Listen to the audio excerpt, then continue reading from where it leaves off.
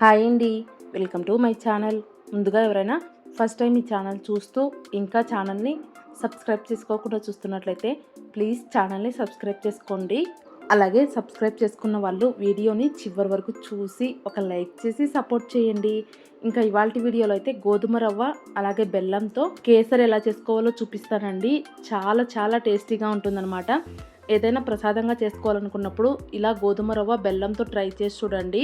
నార్మల్గా సూజీ రవ్వతో చేసిన కేసరి కంటే కూడా సూపర్గా ఉంటుందండి. ఇంకా చాలా సింపుల్గా చేసేసుకోవచ్చు. ఈ వీడియో చూశాక తప్పకుండా ట్రై చేయండి. ఇంకా అస్సలు లేట్ చేయకుండా గోధుమ రవ్వతో కేసరి ఎలా ప్రిపేర్ చేసుకోవాలో పర్ఫెక్ట్ కొలతలతో చూపిస్తాను పదండి. ముందుగా కేసరి చేసుకోవడం కోసం ఇక్కడ నేను ఒక గ్లాస్ గోధుమ రవ్వ అయితే తీసుకుంటున్నానండి. రవ్వ తీసుకునేటప్పుడు ఇలా కాస్త లావుగా ఉండే రవ్వ తీసుకోవాలన్నమాట. గోధుమ రవ్వలోనే 2 రకాలు ఉంటాయండి. ఒకటైతే సన్నగా ఉంటుంది, దాంతో ఉప్మా చేసుకుంటారు. ఇలా లావుగా ఉండేదంతా కూడా ఉప్మా చేసుకుంటారు. కానీ ఈ కేసరికి ఇలా లావుగా ఉండే రవ్వ అయితేనే బాగుంటుంది. ఇలా లావుగా ఉండే రవ్వని ఒక గ్లాస్ తీసుకోండి. మీరు తీసుకునే గ్లాస్ ఏదైనా కూడా అన్నీ కూడా అదే గ్లాస్తో కొలతలు తీసుకోండి. చూస్తున్నారు కదా, రవ్వ అయితే ఇలా ఖచ్చితంగా లావుగా ఉండాలన్నమాట. ఇలా రవ్వను ఏదైనా గ్లాస్తో కానీ కప్పుతో కానీ కొలుచుకొని పక్కన పెట్టేసుకోండి. ఇప్పుడు కేసరిలోకి కావాల్సిన ఎసరును అయితే కాంచుకోవాలి.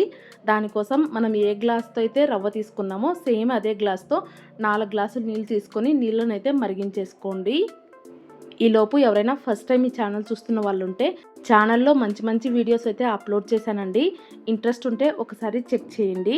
ఇలా 1 గ్లాస్ రవ్వకి 4 గ్లాసులు నీళ్లు వేసుకొని నీళ్ళను అయితే మంచిగా మరిగించేసుకోండి.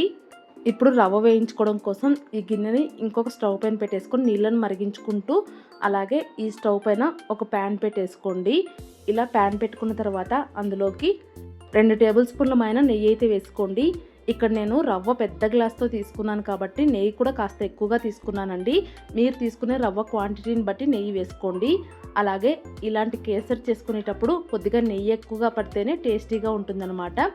ఇలా నెయ్యి కరిగిన తర్వాత ఇప్పుడు అందులోకి బాదం పప్పుల్ని ఇలా 2 ముక్కలుగా కట్ చేసుకొని వేసుకొని వేయించేసుకోండి. కాసేపు మీడియం ఫ్లేమ్లో కలుపుకుంటూ ఉన్నారంటే బాదం పప్పు లైట్గా కలర్ చేంజ్ అవుతుందన్నమాట. అలా కలర్ చేంజ్ అయిన తర్వాత ఇప్పుడు అందులోకి జీడిపప్పులు కూడా వేసుకొని వాటిని కూడా గోల్డెన్ బ్రౌన్ కలర్ వచ్చేంత వరకు ఫ్రై చేసుకొని తీసేసుకోండి. అలాగే కావాలంటే మీకు ఇష్టం ఉంటే కొన్ని ఎండు ద్రాక్షలు కూడా వేసుకోవచ్చు. నేనైతే ప్రస్తుతానికి ఎండు ద్రాక్షలు ఏమీ వేసుకోలేదన్నమాట. ఇలా బాదం పప్పు జీడిపప్పును తీసేసుకున్న తర్వాత ఇప్పుడు అదే నెయ్యిలోకి మనం ముందుగానే 1 గ్లాస్ రవ్వని కొలిచిపెట్టుకున్నాం కదా, ఆ రవ్వనైతే నెయ్యిలోకి వేసేసుకోవాలి. ఇలా రవ్వ వేసుకున్న తర్వాత మంటని సిమ్లోనే ఉంచుకొని రవ్వ మొత్తం నెయ్యిలో కలిసిపోయేలాగా బాగా కలిపేసుకోండి. మనం రవ్వని నెయ్యిలో వేపే కొద్దీ ఇలా వైట్గా కలర్ చేంజ్ అవుతుందన్నమాట. మీరు గమనించారా? ఇలా కలర్ చేంజ్ అవుతుంది. ఇలాగే కలుపుకుంటూ ఉన్నారంటే కాసేపటికి రవ్వ మొత్తం గోల్డెన్ బ్రౌన్ కలర్లోకి వస్తుందండి. అలా గోల్డెన్ బ్రౌన్ కలర్ వచ్చేంత వరకు ఫ్రై చేసుకోండి. రవ్వని ఎంత బాగా ఫ్రై చేసుకుంటే కేసరి టేస్ట్ అనేది అంత బాగుంటుందన్నమాట. సో మంటని సిమ్లోనే ఉంచుకొని రవ్వ మొత్తం బాగా కలర్ చేంజ్ అయ్యేంత వరకు ఫ్రై చేసుకోవాలి. ఇక్కడ చూస్తున్నారు కదా, ఇలా రవ్వ కలర్ చేంజ్ అయిపోయిన తర్వాత ఇప్పుడు అందులోకి ముందుగానే కాంచుకుంటున్న నీళ్ళని అయితే వేసేసుకోవాలి. మనం నీళ్ళని బాగా వేడి చేసుకున్నాం కాబట్టి రవ్వ అయితే అస్సలు ఉండలు కట్టదు. కానీ నీళ్లు వేసుకునేటప్పుడు మాత్రం కొద్దిగా జాగ్రత్తగా నిదానంగా వేసుకోండి. ఇలా నీళ్లు వేసుకున్న తర్వాత మొత్తం ఒకసారి కలిపేసుకొని మీడియం ఫ్లేమ్లోనే ఉడకనివ్వండి. వేడి నీళ్ళు వేసుకున్నాం కాబట్టి ఎమ్మటే ఉడుకు కూడా పడుతుందన్నమాట. ఇలాగే ఒక 10 నిమిషాల పాటు మీడియం ఫ్లేమ్లో ఉడికించుకున్నారంటే రవ్వ నీళ్ళని పీల్చుకొని దగ్గరకు అవ్వడం స్టార్ట్ అవుతుంది. చూస్తున్నారు కదా, ఇలా దగ్గరకు అవ్వడం స్టార్ట్ అయిన దగ్గర నుంచి మధ్య మధ్యలో కలుపుకుంటూ ఉండండి. అలాగే రవ్వ ఉడికిందో లేదో కూడా చెక్ చేసుకోండి. చేత్తో రవ్వని ఇలా నలిపి చూసినప్పుడు మీకు అప్పుడే అర్థమైపోతుందండి రవ్వ ఉడికిందా లేదా అనేది. రవ్వ కనుక మెత్తగా అయిపోయింటే ఇప్పుడు అందులోకి మనం ఏ గ్లాస్తో అయితే రవ్వ తీసుకున్నామో సేమ్ అదే గ్లాస్తో 1.5 గ్లాస్ బెల్లం అయితే తీసుకోవాలి. 1.5 గ్లాస్ బెల్లం అయితే పర్ఫెక్ట్గా సరిపోతుందండి.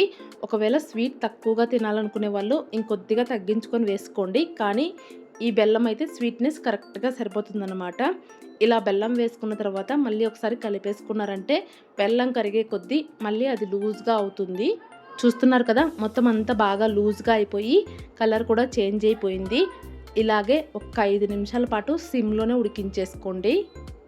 అలాగే ఉడికే టైంలో మధ్య మధ్యలో కలుపుకుంటూ కేసరి మొత్తం కాస్త దగ్గరకు వచ్చేలాగా ఉడికించుకోవాలి. కాసేపటికల్లా కేసరి అయితే ఇలా దగ్గరకు వచ్చేస్తుంది. ఆ టైంలో కొద్దిగా యాలకుల పొడి, అలాగే చిటికెడంతా పచ్చకర్పూరం వేసుకోండి.